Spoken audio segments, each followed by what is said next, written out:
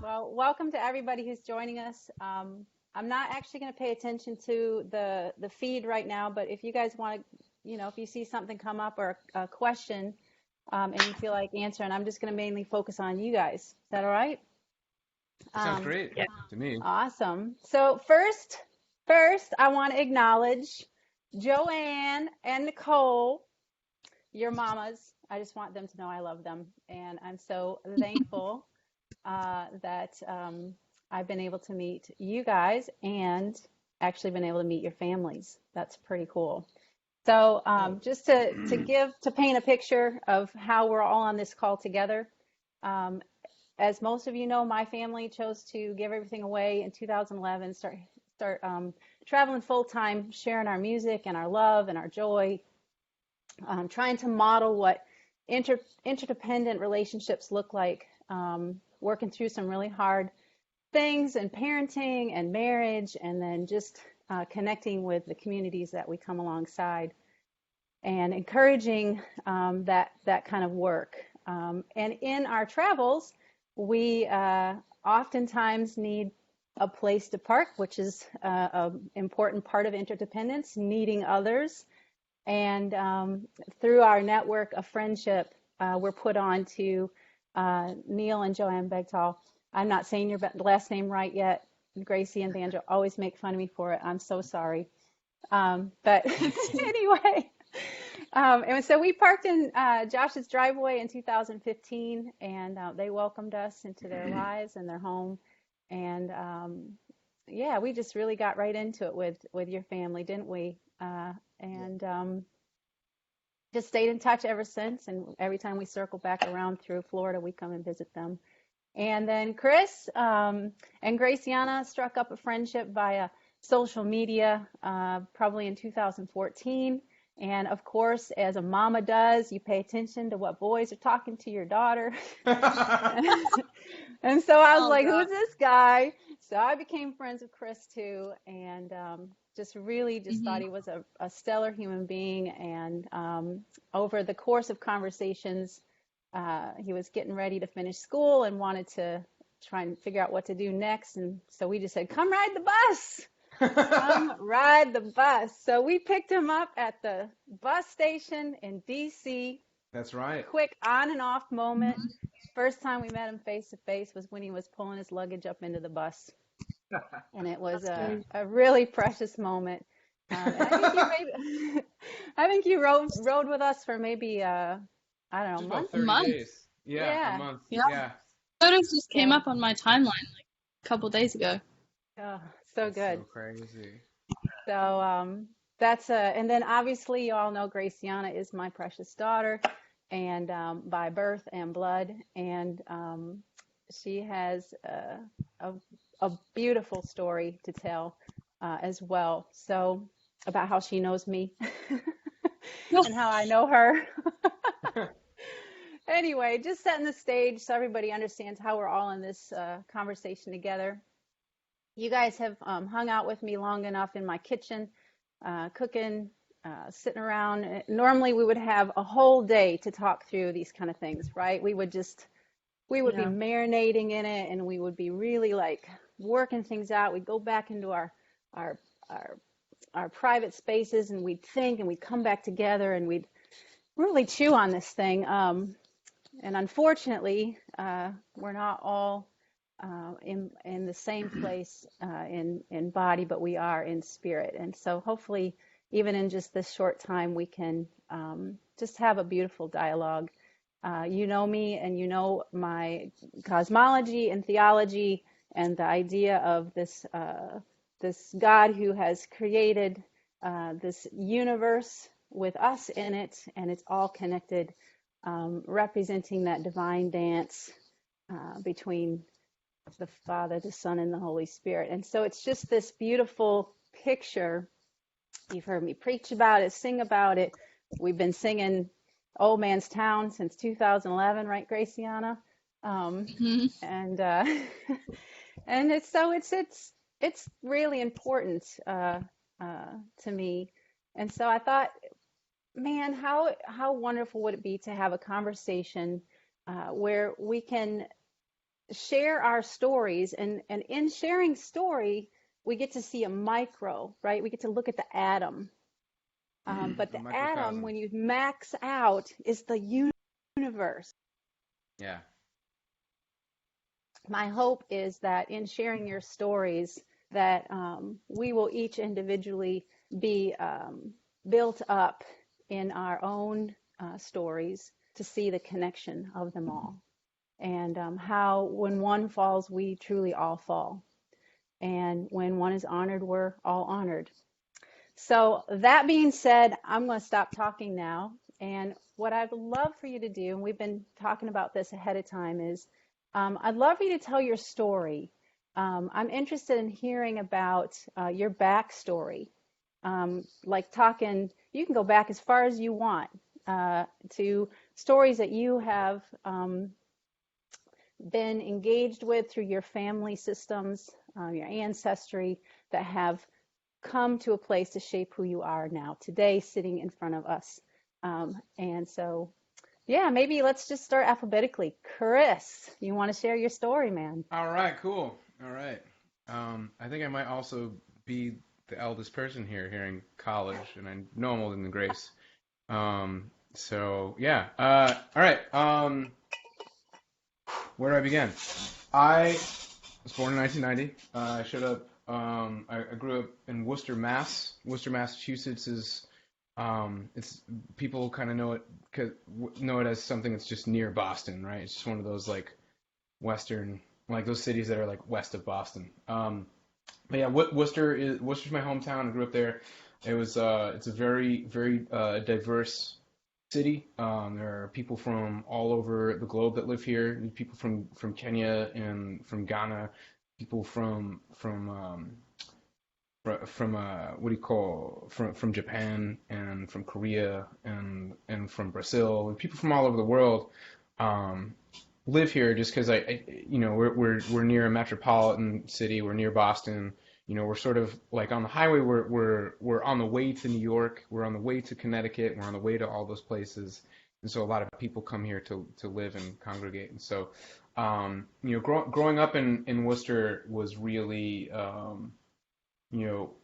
think it really set the tone for like how I approach race and class in our modern paradigm, because it was just so, it was so diverse. We're not, we were still segregated. We're still gentrified, just like everywhere else in the U.S.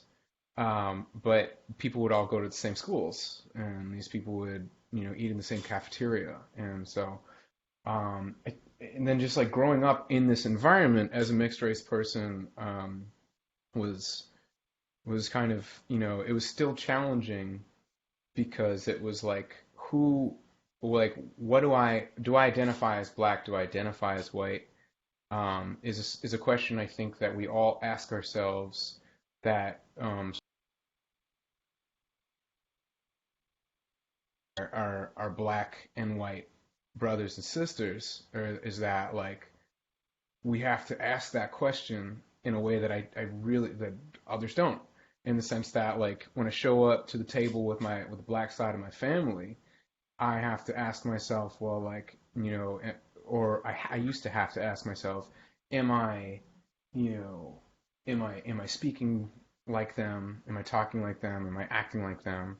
And then same thing with the white side of my family. Am I speaking like them? Am I talking like them? Am I acting like them? And then in front of friends as well, close friends, and like people would, so, it's just like growing up, just identifying with music was like was grounding, but also really like created its own kinds of confusion. I think in general, this entire experience, just on a racial level, I really feel like I have a great life. And just on a racial level, it's always been a very, very confusing walk with this line that I have to toe.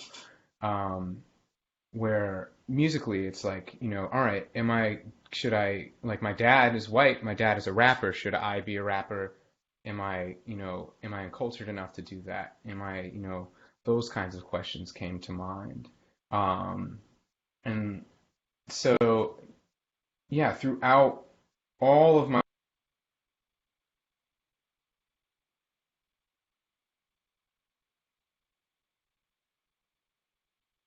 Oh,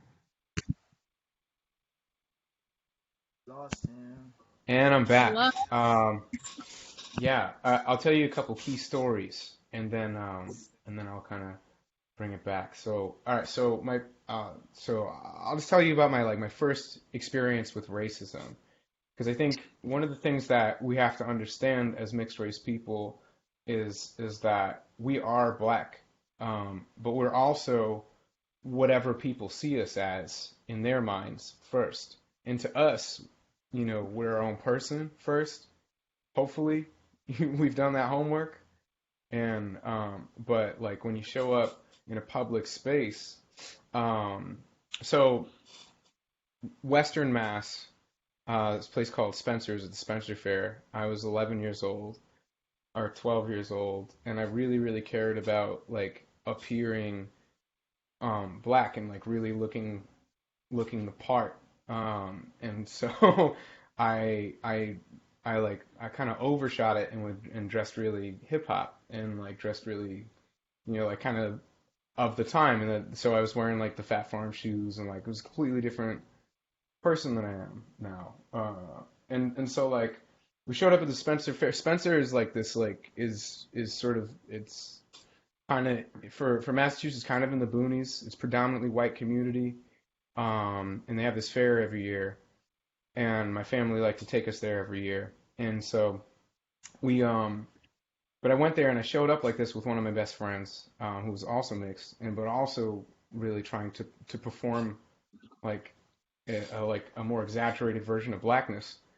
And we showed up and we went to we were just walking around at this gift shop store corner thing. You know how they have those set up. And this little kid, or rather, oh, that's later in the story. This woman comes up and she starts following us around. It's the first time I ever got followed around at a store. And and we're just like looking at the toys and like just fooling around, being goofy 12-year-olds and like making fun of things and whatever. And she's following us around. And finally, she's like, "Are you gonna buy anything? Are you gonna buy anything?" You know, and then like we kind of see that as a reason to just walk away. And I forget time frame. 30 minutes later, hours later, we see a small white kid run up and like a little 4 or 5-year-old kid, and actually take something and run away. And she was never vigilant to it at all, and it really just stuck out to me, or stood out to me as an experience. Um, and then there was just like there were kids that heckled us at this fair. They were like, "What is this, a rap concert?"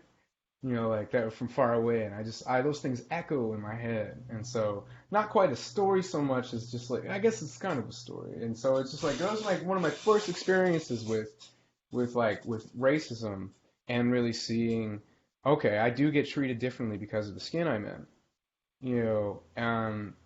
and by and large, that will come to those kinds of experiences in life have really shown me that I have to, you know, I really care about being outspoken about being mixed race, and also like I really have to like to show up for the black community and show up for that, in a way where you can't you can't take this off, and you shouldn't want to, and so like learning to love that um, wasn't hard at all in my family, but certainly learning to accept the reality that it comes with, everyone else's preconceived notions and stereotypes that are oftentimes now fully understood in the public eye as dangerous, right?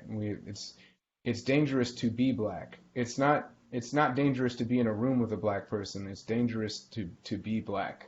It's like, and so that was kind of my first and very, very light taste of that. So then, so second story, an experience with race, right?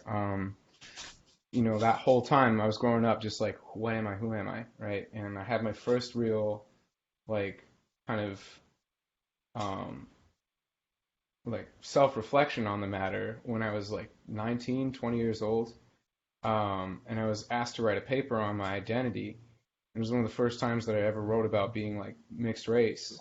And I remember feeling like I was going to read this paper in front of this classroom, and they were all going to be like, yeah, oh my God, I totally get it now. Like I get what it's like Yeah. to be, to be a mixed person, to understand this thing. Like we can all come together, we can end racism today. Like I had that kind of that sort of that like wishful thinking going on, and and so I finished this paper, and I go into class and I go to read this paper, and I'm like nervous. I'm so shook and I'm all sweaty, and I read this thing to this classroom, and it just kind of goes right over everyone's head.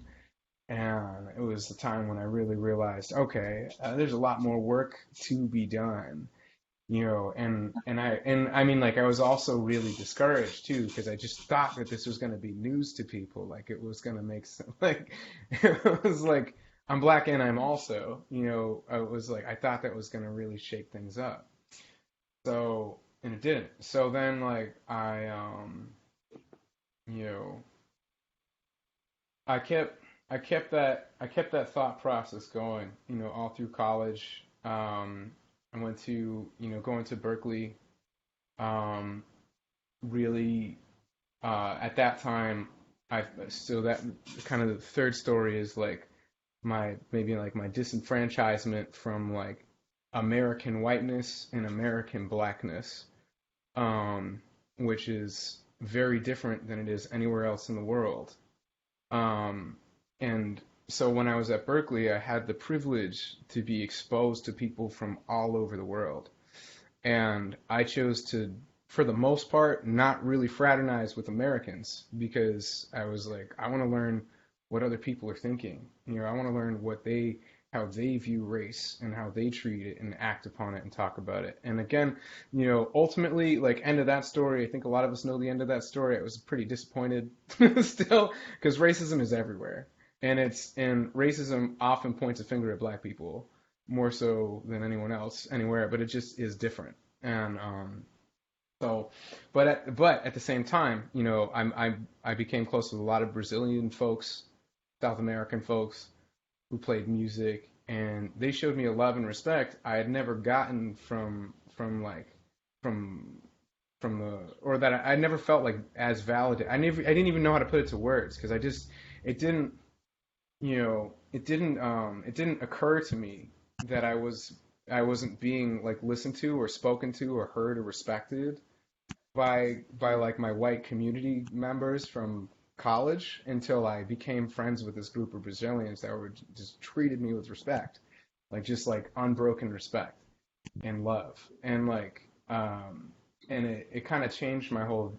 It started to realign my view of what it means to be black in America, in a very, I think, in a very non-traditional way. I think, where I'd spent, I grew up kind of like on the fence between the two communities all as a child. It was like, as an adult, without the narrative saying like we have to, like a lot of black families, and I actually thank my parents for this ultimately, because there's so much that I've learned about about culture and interaction and what have you. But a lot of black families for sure.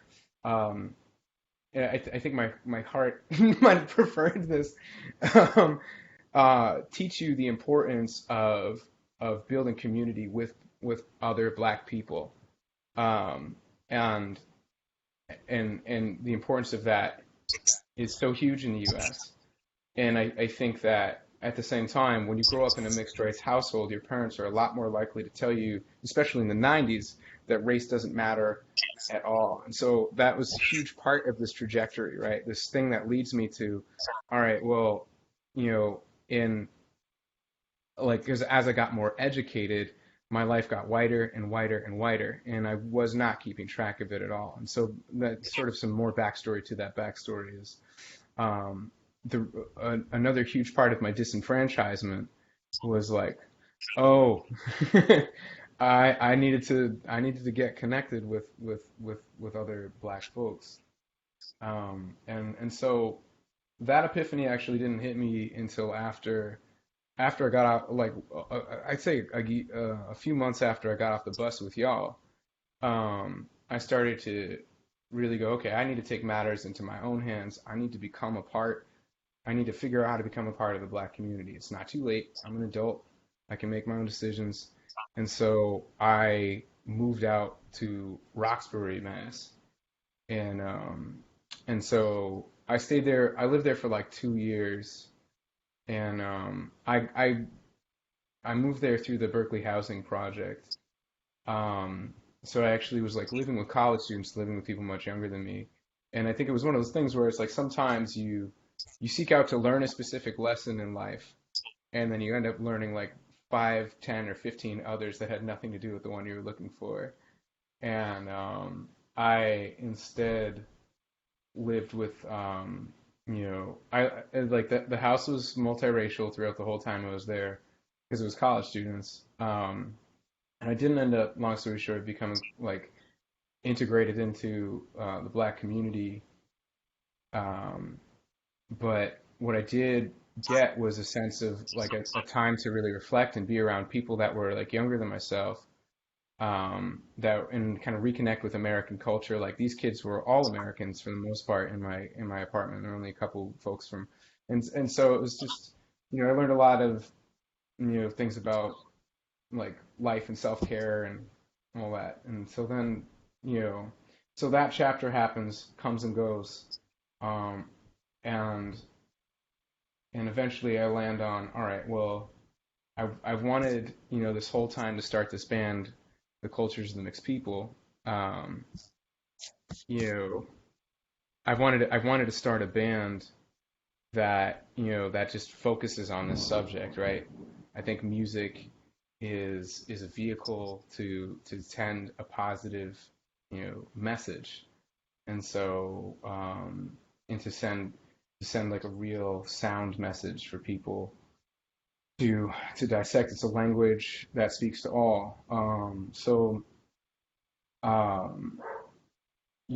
all this time I've been harboring that want, that desire, and not knowing how to do it. And so along this way, I met John, I met Bobby, and I met Luke's brother Aaron. These are the four members of my band, the three members of my band.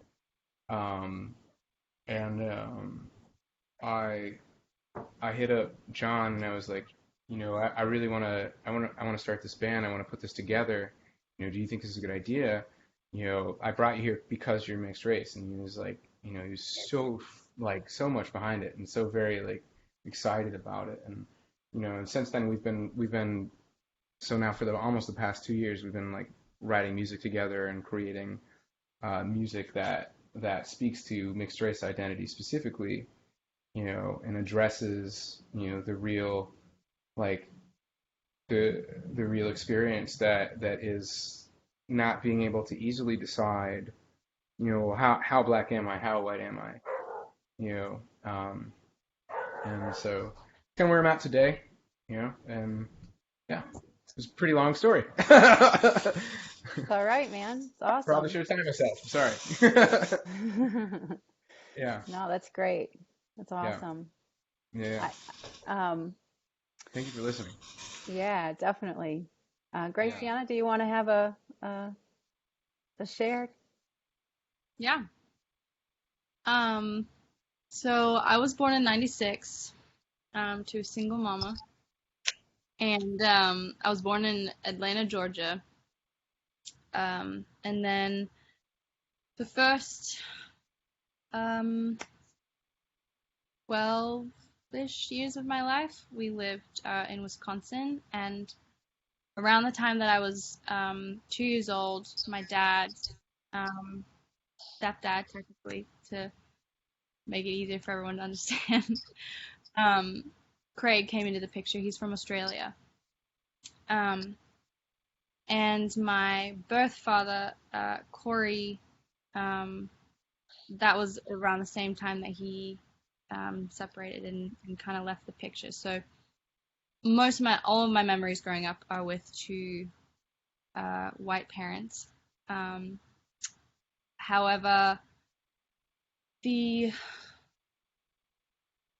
way that I grew up felt extremely diverse, but because it was between countries. So I had a lot of my dad's culture coming in from this whole world, really, and then my mom's culture. And I remember growing up not really understanding that I was mixed or like really what that meant until I was probably like 8, I would say is kind of when I had that, I guess, awakening of like, oh, I'm different than everyone else in my small town, everyone else in my school. Not that I remember having conversations about it, like it was, you know, my grandma would buy me these little books and like I had but it didn't really like click fully for me until I was around other people besides my family. I have the first time that I really, I guess, realized that there was some sort of difference was in the 2nd grade or 1st grade. And I remember a kid saying something about me being dumb because I was black. And Classic. yeah, I remember it making me really sad because he said it was because I was black. I just didn't want anyone to think I was stupid. So I remember going home and being like, this kid called me dumb. That's not cool. I'm so smart. And it still didn't really like register in my mind. Like, this is why he did this and what that means. And I think a lot of my childhood, I kind of, I guess, had the privilege to grow up with a lot of willful naivety in a sense of not really experiencing too much of a feeling of separation. Although now when I look back on things, I see what it was. But at the time, I didn't realize that that's what it was. So whether specific things said in school by kids or traveling and not being served places, but people, you know, my family would be, or like my white friends I was out with would be like served and looked at and talked to, but I would be ignored. A lot of that kind of thing, I remember experiencing a lot, and still now. But when it came to anything sort of extreme, I think in my head that's what I equated with racism, was kind of the extreme anger and like violence. And I was like, oh, I never, you know, I never got hit or anything like that. Like I've never experienced racism. And it's now that I'm an adult and I'm looking back on my childhood, I'm like, oh, a lot of these things happened. I was shielded from a lot of it. And at this point, honestly, I still have a ton of confusion surrounding identity because I have this black side of me that I didn't grow up with that I'm now slowly starting to reconnect with and learn about, and took a DNA test and I talked to a couple people on that side of the family, like on Facebook. It's like a very slow process. But in my immediate life, like I'm not surrounded by that culture at all. In fact, you guys might be the only black friends that I have. Oh my god. To be honest, like that I can think of off the top of my head. But and then I have Craig's side, my dad's side, Australia, and living over there, really taking on the identity of being an Aussie and like what that means, and I really kind of fell in love with that culture, and so, oh, you guys are frozen. Okay. Really fell in love with the culture over there, and kind of adjusted myself into that like really quickly once I moved there. And I, even though, even still, I think while I was over there, there was always this piece of me that was like, you're not really from here. Like, you're a Black American, like you're mixed, and you had like it was always kind of in the back of my head. Like I couldn't fully just sink into what I felt comfortable with, and what I was surrounded by. Like I was always slightly separate, always a little bit the other, like slightly different. And I really hate that, to be honest. Like I really do. I think that I have a really big desire to be like fully accepted and have understanding. I'm gonna cry. Sorry.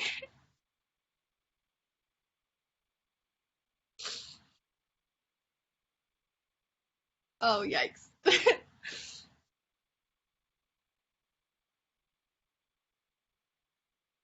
um, yeah, it's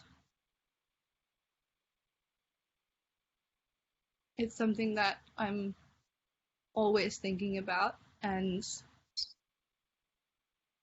I was taught growing up to really focus on um,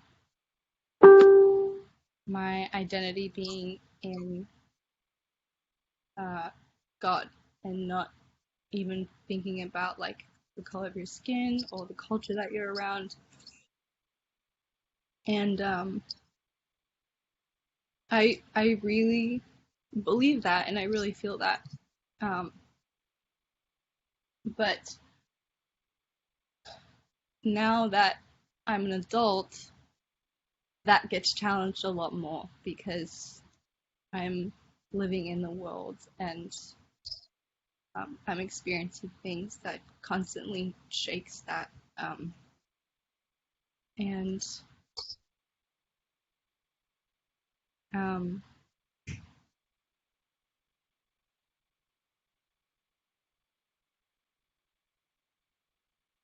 yeah, I think everything now that's like kind of resurfaced,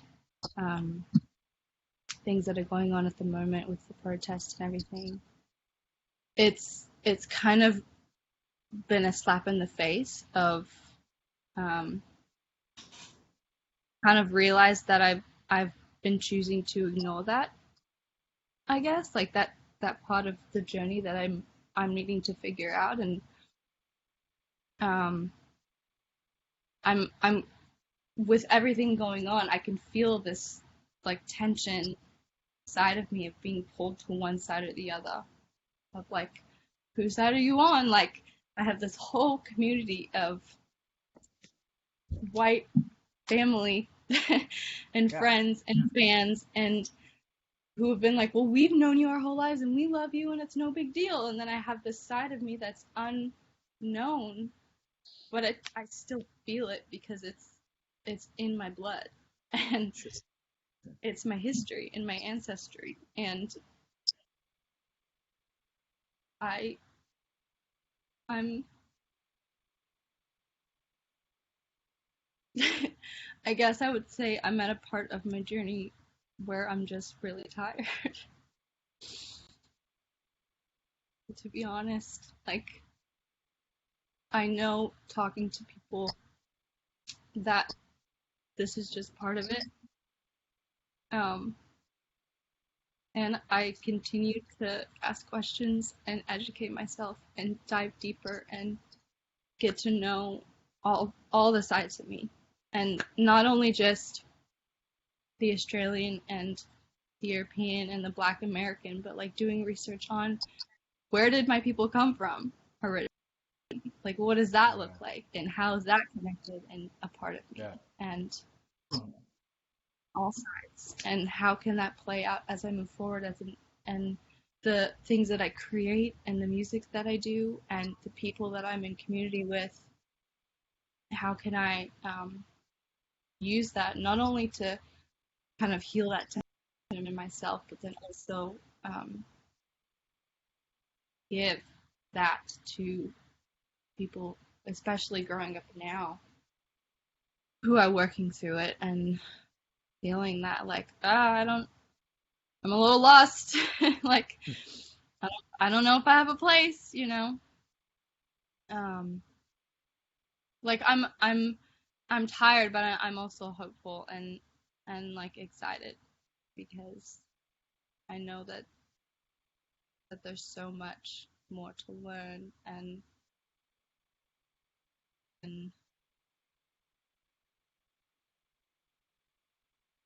honestly, I kind of lost a lot of my train of thought when I started crying.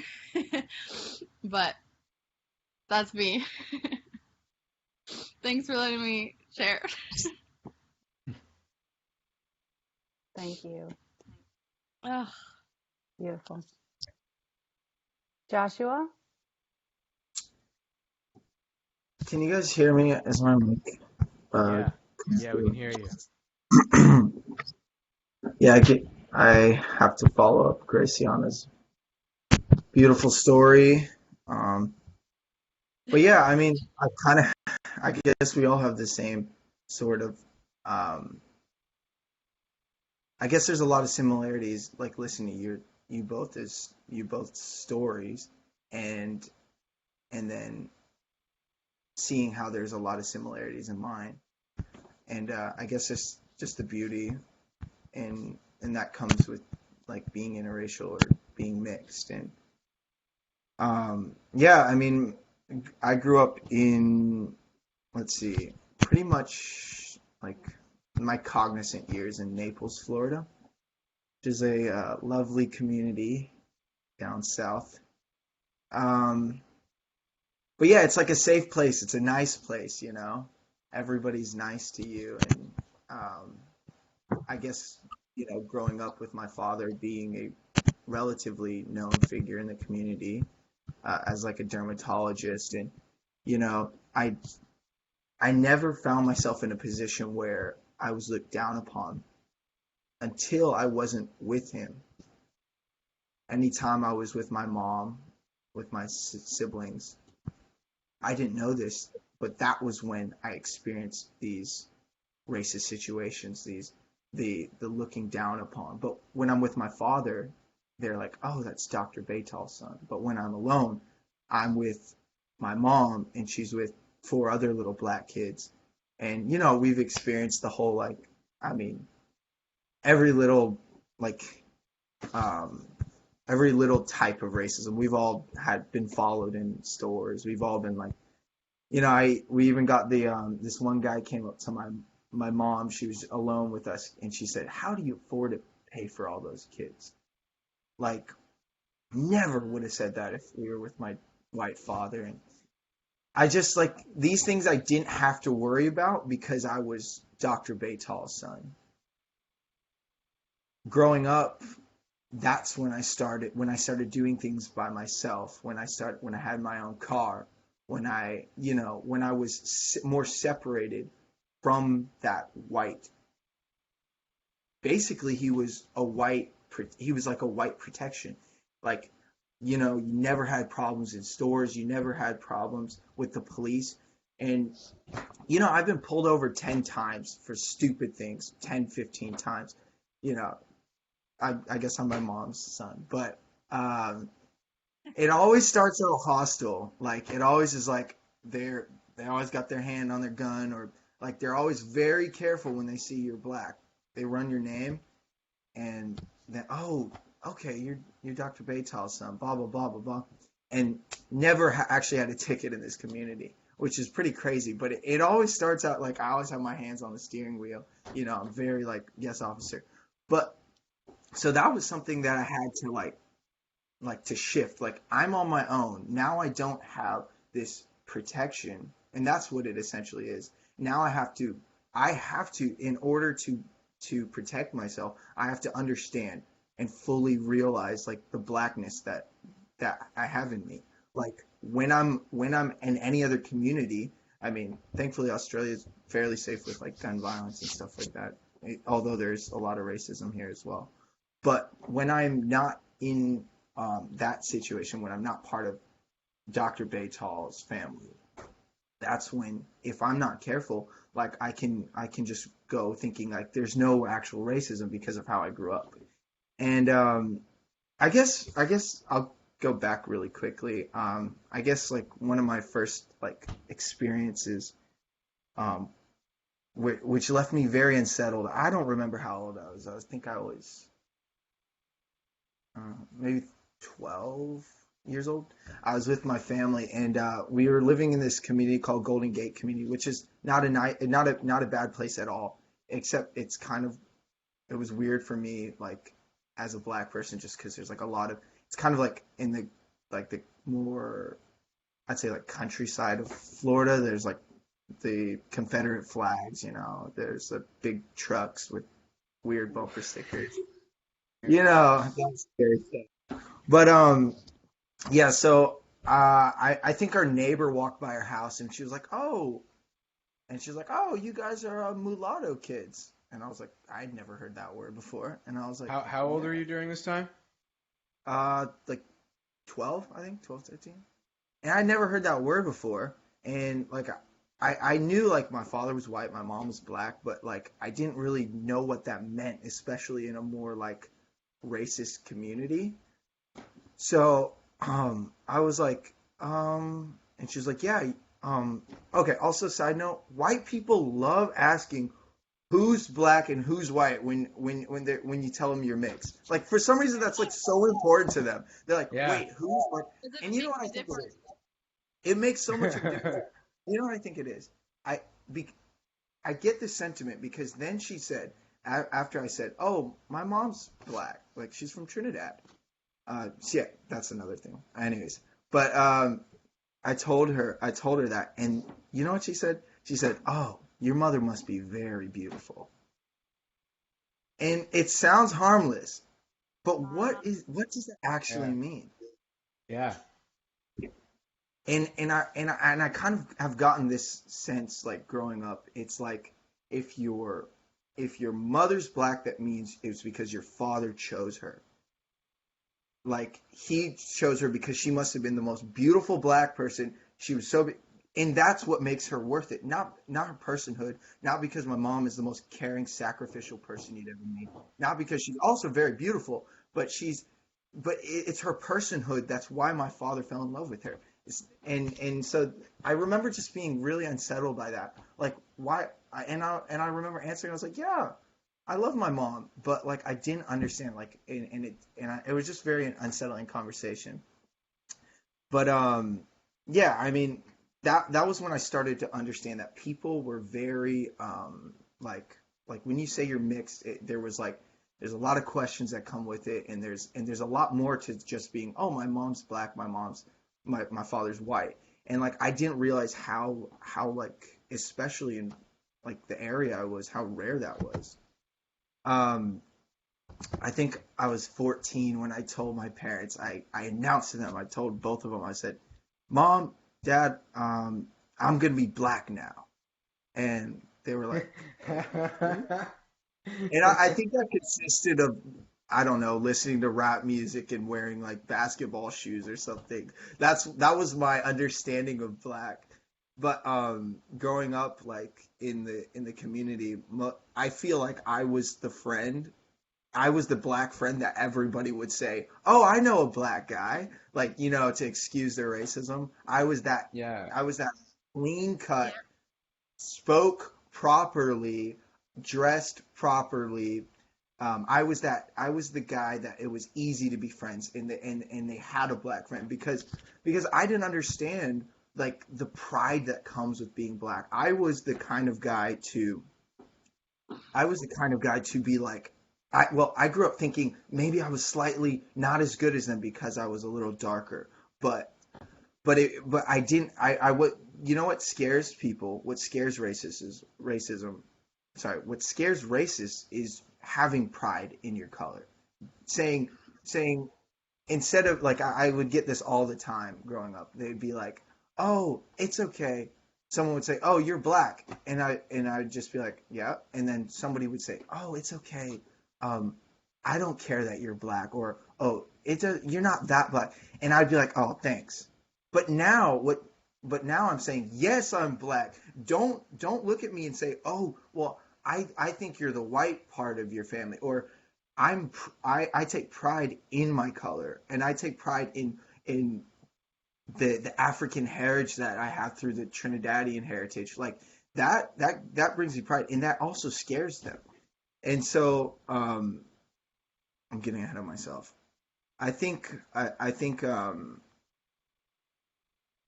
let's see. Yeah, I think that was probably a big point in my life when I took pride in like my color, and I wasn't like apologizing for it. And I remember chiefly my one of my teachers. Uh, she said, "You know what?" With a straight face, she told me and my sister. She said, um,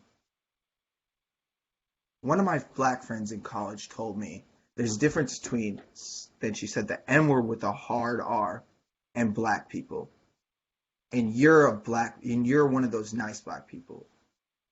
And at the time, oh man, Yikes. and I Where grew was up. this? This is in This is Florida? yeah, Which city in Florida do I have to? Naples, Naples. Not gonna say anything else. I still know this person. She might be even watching the slide. So sorry. Um, yeah, I mean that crap would not fly these days, and I would call it out. But at that time, I was used to accommodating racism. Mm. Like, and I think that's what all black people do. Even the most. I think every black person has grown up somewhat accommodating it because it's like people like they bubble up this racist stuff and they tell it to you, and it's our job to have to process it and then reply in a situation that doesn't cause drama, because if I wanted to I could make a big like scene out of it, but sometimes I just have to process it. Like generally, like I'll be like walking down the street and I'll see like a white woman alone. I'm gonna walk on the other side of the sidewalk because I see her tense up. I see her grab her purse, and I'm just used to being like, okay, I'm gonna remove you from your own fears and walk on the other side of the sidewalk. This kind of stuff.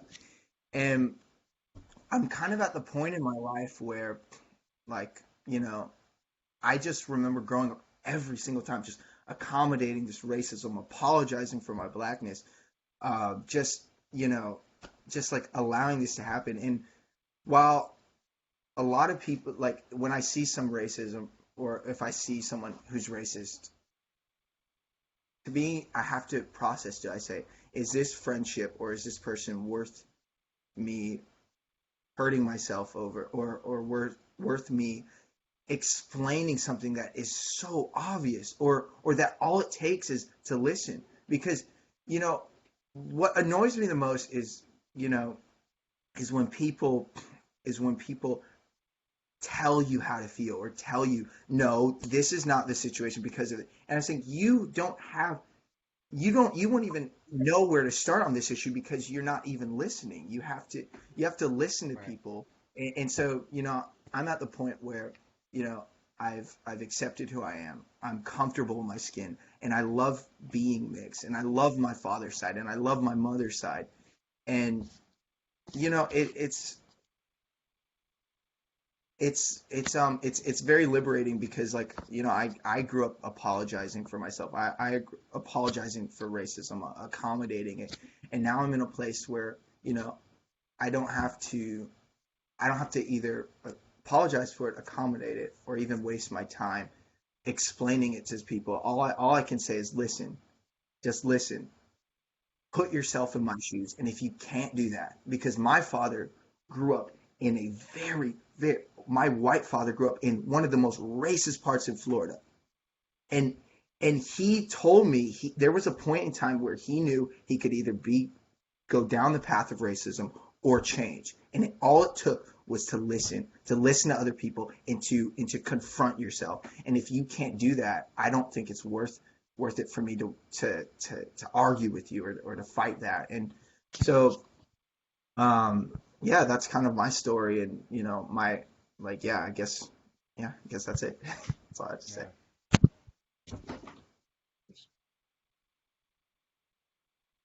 Thank you, Josh. Thank you, Josh. I want to add something to this because I think, obviously there's a resounding. It's a big question. It's all confusing, right? Like it's to be mixed is like it's an extra layer of confusion in an already confusing life, right? Like life is questions. Life is growing, right? A close again, the bass player in my band, right, made a really, really good analogy. It's like we're in a big field of grass, right? And like to get to the other side of it, which is understanding, you have to cut through all this grass. When you're mixed, you're constantly forging your own path. You're constantly going, okay, next layer, next layer, next layer, next layer, next layer, in terms of being able to have an identity, which is something that a lot of people really take for granted. It's kind of like wearing two like mismatched shoes, or like having a little milk in your orange juice. And but not always, there's a lot of beauty to it. And I think that like, I don't know. So I just think, I agree. It's very confusing. I don't think that it should stop being confusing, though. I think it's really one of those things where like, when you're mixed, you're kind of aware of the false narrative that race is real, and that it's more than like a white social construct.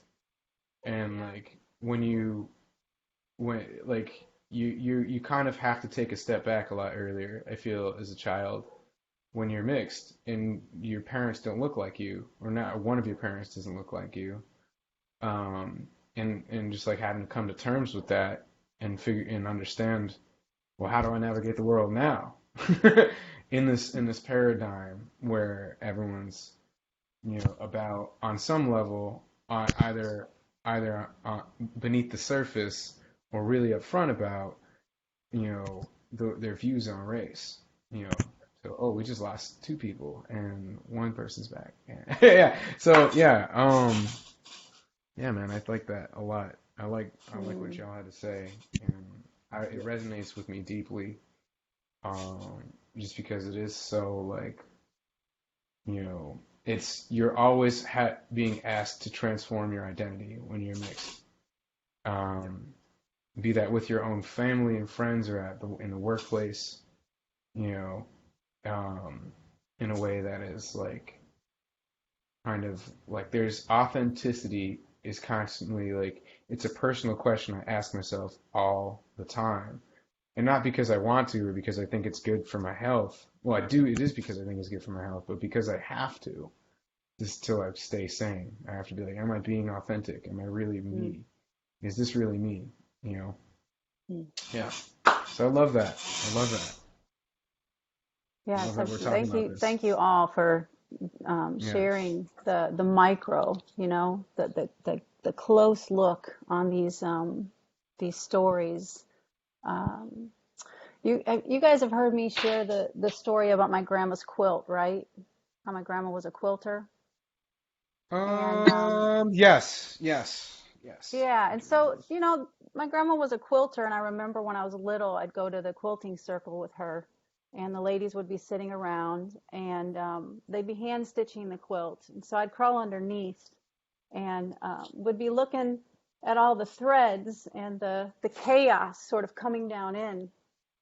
And I remember as a child being enthralled by trying to make sense of the connections and trying to figure out which thread was the main thread going through.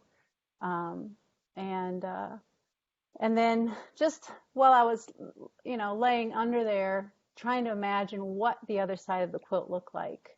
Um, I feel like we live in a world that's under the table right now. We're looking at all those threads and pieces coming together.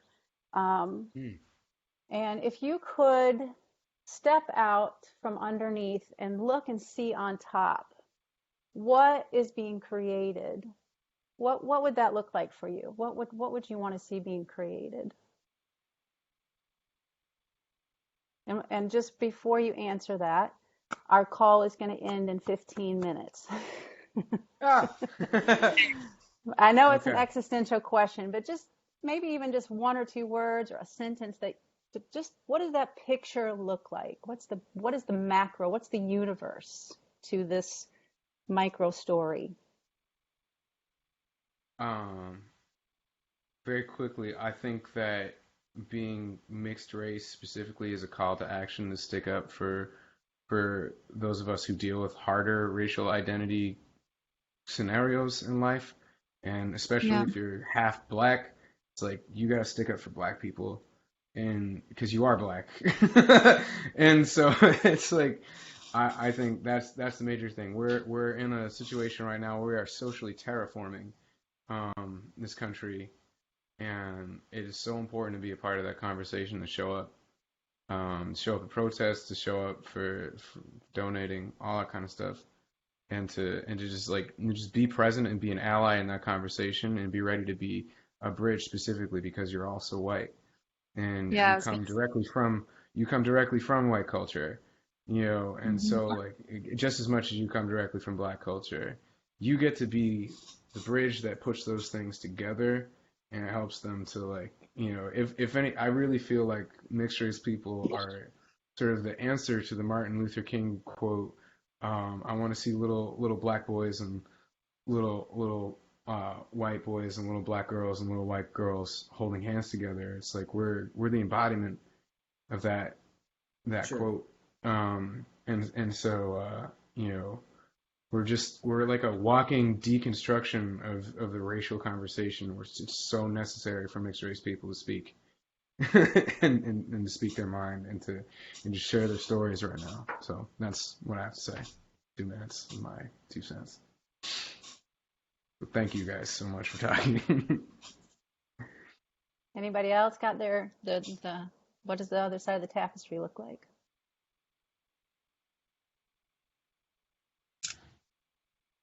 Um, yeah, ultimately, I would just love to see like complete unity, like Yep. just that love and freedom to create with one another and celebrate each other. And I don't see it being all like I hear some people say like, well, eventually it's going to be all mixed race people. And while I think it's important to celebrate that, I think also in a sense that means we lose so That's such a much. neo-Nazi concept. It's like, yeah, all right, It here's is. the answer to Hitler's message. We just want everyone to be like kind of beige and like like And no. I would love to see the ability to truly be so um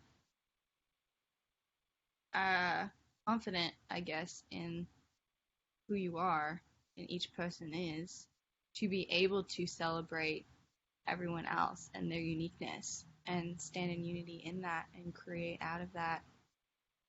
That would be amazing. Yeah.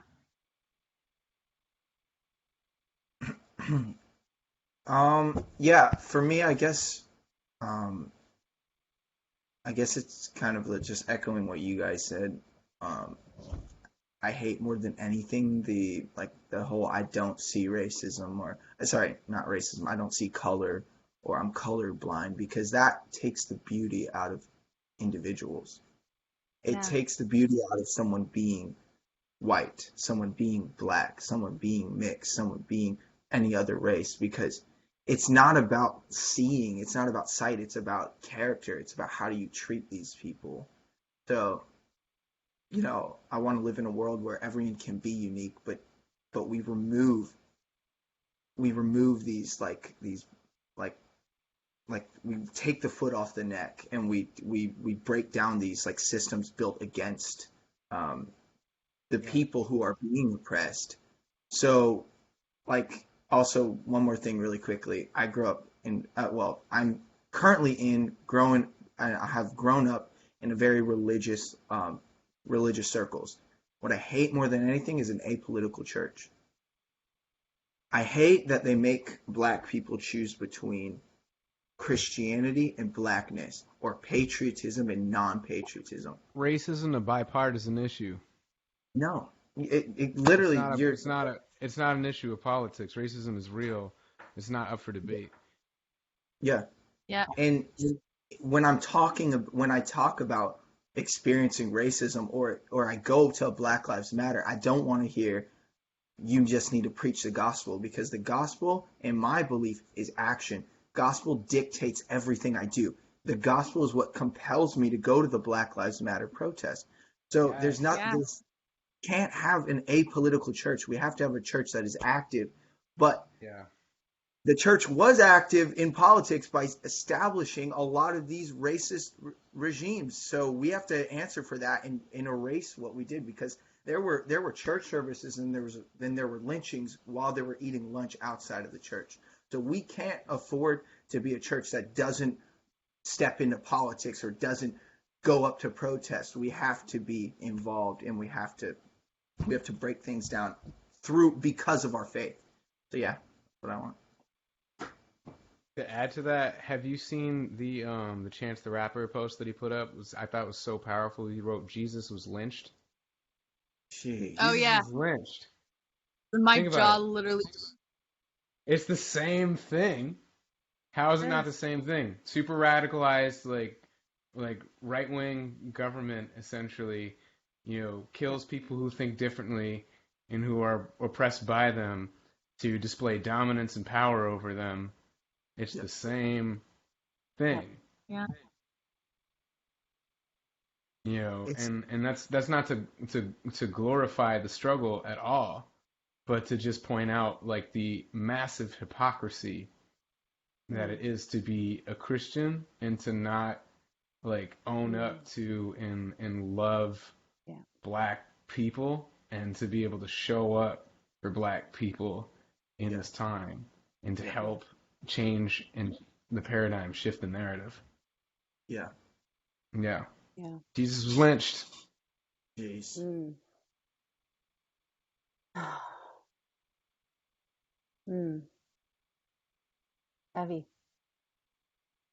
It's important to allow the mirror to be held up, so that we can see all the blemishes, not so that we can, self-flagellate and, Yeah. beat ourselves and, oh, poor is me and bad is me. It's really important to be able to look in the mirror and see our depravity, to establish what it is to have a healthy sense of depravity, to Yeah. have remorse, and to be able to turn, to be able to pivot from a thinking, a way of thinking or a way of feeling that is actually breaking the tie that binds us together. Um, Yeah. I really am so thankful that I know you, and that you let me know you, and that you want to know me. You are so precious, and I see an absolute calling on your lives to continue to point people towards the top of that tapestry.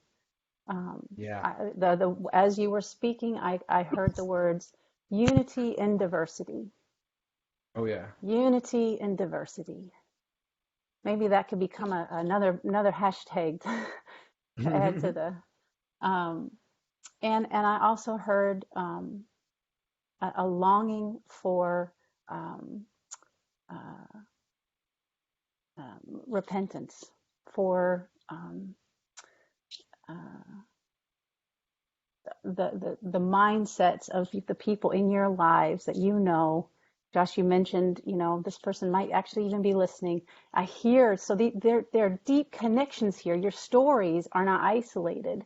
They involve all sorts of people in your life. That so there's something about when we feel that brokenness, and that it is attached to others, that's so important to this conversation. And as you said, Chris, you embody it, the connection. And so I just want to speak a blessing over you guys, over your minds and your hearts, that you would stay steadfast, that you would continue to create, and show the world beauty and truth and goodness, and speak the hard truth in love, and to continue to put yourself in a position of uh, sacrifice, as Jesus did, to actually model what it looks like to be powerful, because that was the act of surrender, to actually be able to empower you. And so I just pray that blessing on you, and I thank you for just taking time to have this conversation. I hope people keep having the conversations. I hope your friends reach out to you, and just sit around a cup of coffee and talk this through. So I thank you for taking this time and joining together. Thank you, Jana. Thank you for facilitating this. Yeah. So much. No, seriously. Yeah. Well, I'm going to end our call. So you guys, you have to on your end also end. Thanks to everybody who hung out with us on Facebook. We didn't have enough time to really get to any comments, but you can go back now and respond to people if you want, at your leisure. And I love you. Love you. Thank Love you you. guys. Peace. Thank you so much. Yes. Mm-hmm. So good.